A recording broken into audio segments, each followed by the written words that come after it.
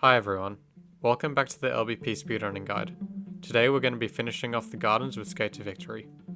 This is a level where your speed is pretty much restricted to certain cycles, so it's important to learn the fast ones.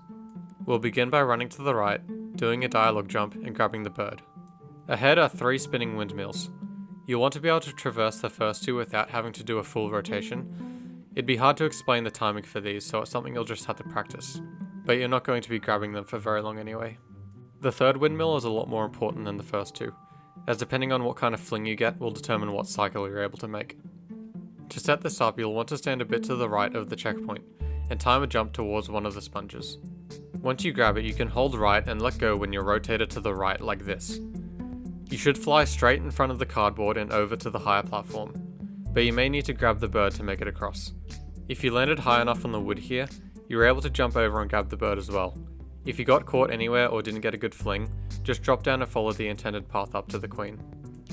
Once you reach the queen, try to dialogue jump past her, and remember to switch forward a layer so you don't run into her.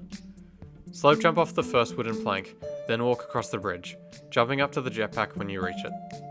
You should hold X the entire time while using jetpacks because it makes you fly faster. Also, this particular jetpack is attached to a tether, so there's only so far you can fly with it.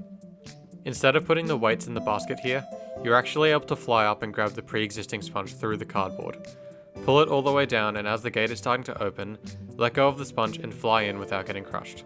You'll now have to detach the jetpack as the range is about to run out. Press circle to remove it around when you're in front of the green flag, carrying your momentum to land straight on the boot. When the boot's in the up position, time a jump just before it drops to land on the higher part of it. From here you can jump off to the right, and you'll land on the first wooden platform without needing the sponge. If the boot's in the down position, you can also jump off of it while it's rising to land on the higher part of the boot earlier, where you can then do a harder jump to the first platform. This could possibly gain a cycle depending on how fast you went earlier, but it's perfectly fine just to wait and do the first method. If you don't make it to the platform from the boot, you can do an LCJ off of the sponge to make it up to the second platform. Maneuver around the ghosts up to the button and move it to the next room. In the next section, if the ghost is in the lower position, you can do a quick LCJ off the sponge to the second platform. If it's in the higher position, you can still try to LCJ if the ghost isn't in the way, but it's usually a good idea just to do this section as intended, by pushing the sponge and jumping off of it. Although a lot of this requires some on-the-fly judgment, since the ghost can be hard to keep track of. Once you've pressed the button and the boot has come down, jump on top of it. Switch forward a layer, and as the boot is reaching the top, jump off of it and land directly on the button. From here, run straight to the left and hop on the next boot. Up here is another ghost that will probably get in the way. Most times it's safest to get a jump launched off of the boot to try and jump over the ghost. Other times it can be better just to walk off of the boot, onto the platform and go underneath it. Again, it all depends on when you get there, so you'll probably just have to anticipate it when you come to that point.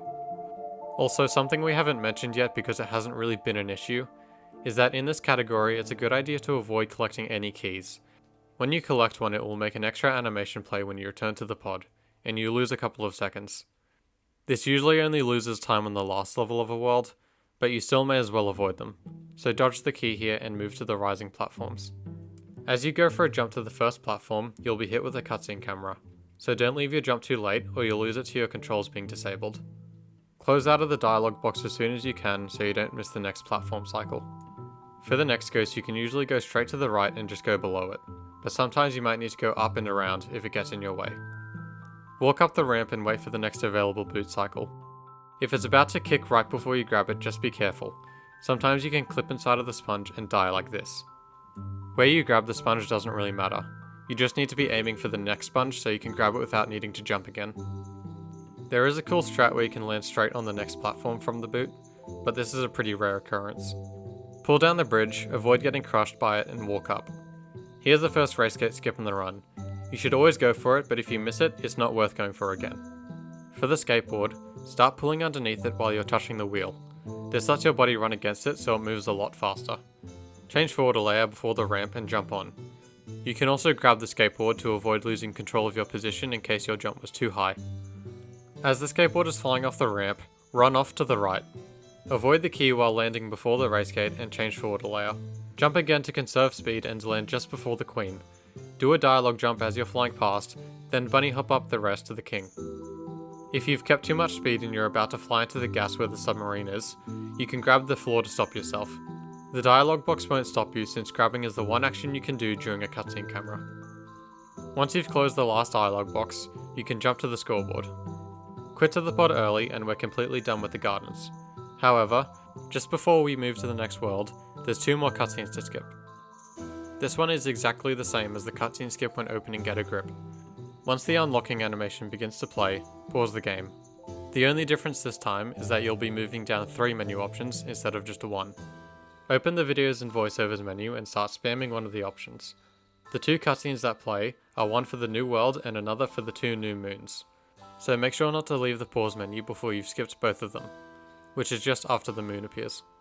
After closing the pause menu, you're free to select the first level of the savannah. We'll see you next time when we start off the second world with Swinging Safari.